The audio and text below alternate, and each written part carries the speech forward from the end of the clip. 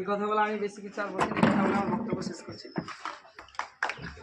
আমরা সবাই যখন একটা পরিবারের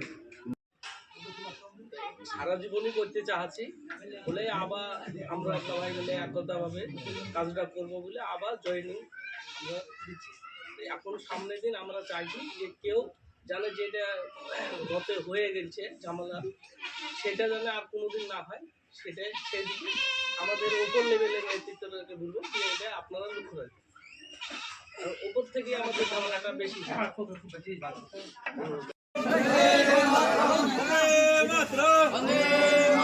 তৃণমূল কংগ্রেস জিন্দাবাদ, তৃণমূল কংগ্রেস জিন্দাবাদ, রিয়াদ হাসান সরকার জিন্দাবাদ, আমাদের আবু তাহের খান জিন্দাবাদ, মমতা ব্যানার্জি জিন্দাবাদ, আমাদের জেলা সভাপতি অপূর্ব সরকার জিন্দাবাদ, অভিষেক ব্যানার্জি জিন্দাবাদ, মমতা ব্যানার্জি জিন্দাবাদ, বন্দে মাতরম, বন্দে মাতরম।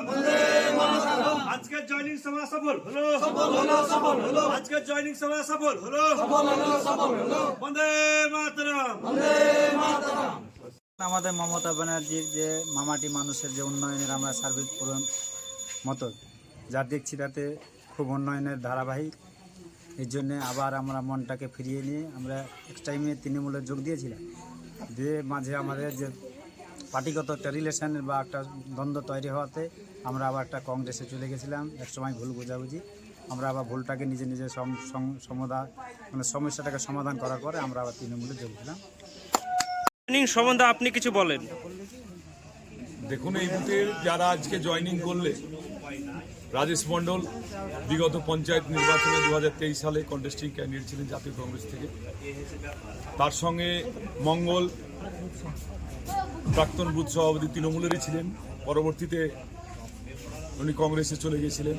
জিয়ারুল হক উনিও কংগ্রেসে থেকে আজকে তৃণমূল কংগ্রেসে যোগদান করলেন। যারা আজকে জয়েনিং করলেন তারা বেশিরভাগই একটা সময় তৃণমূলটা করত, কিন্তু পঞ্চায়েত নির্বাচনের আগে দলের কিছু নেতৃত্বের ভুল সিদ্ধান্তর কারণে তারা দল ত্যাগ করে কংগ্রেসে চলে গেছিলেন এবং কংগ্রেস থেকে ভোটে লড়াই করে তারা এই বুথে দ্বিতীয় পজিশনও পেয়েছিলেন। সিপিএম জিতেছিল এই বুথে, দ্বিতীয় পজিশনে কংগ্রেস ছিল, তৃণমূলটা 3 নম্বরে হয়ে গেছিল। সেই জায়গা থেকে ওনারা বুঝেছেন যে বিগত দিনে যে আমাদের দল অল ইন্ডিয়া তৃণমূল কংগ্রেস, তার নেত্রী মমতা বন্দ্যোপাধ্যায়, তার নেতা অভিষেক বন্দ্যোপাধ্যায়, তিনাদের নেতৃত্বে দল করে যে সুখ শান্তি যে উন্নয়নের পেয়েছেন, সেই জায়গাটা কংগ্রেসে গিয়ে তিনারা হয়তো সুবিধা পাচ্ছিলেন না। প্লাস কংগ্রেসটা করে কি করবে?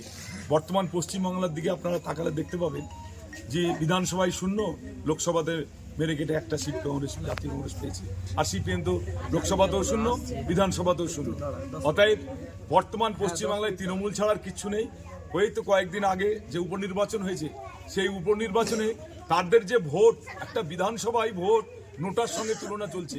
কোথায় 2200, 2300, 2400, 3200 করে ভোট পেয়েছে বিরোধীরা, সিপিএম কংগ্রেস। সেই জায়গা থেকে আর বিজেপি যে একটা সাম্প্রদায়িক দল, সেই দলকে মানুষ ঘৃণার চোখে দেখছেন।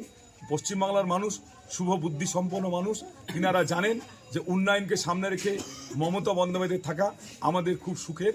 অতএব পশ্চিমবাংলার মানুষ তৃণমূল ছাড়া কোনো পার্টি করবে না। আগামীতে আপনারা 26-এ তার প্রমাণ পেয়ে যাবেন।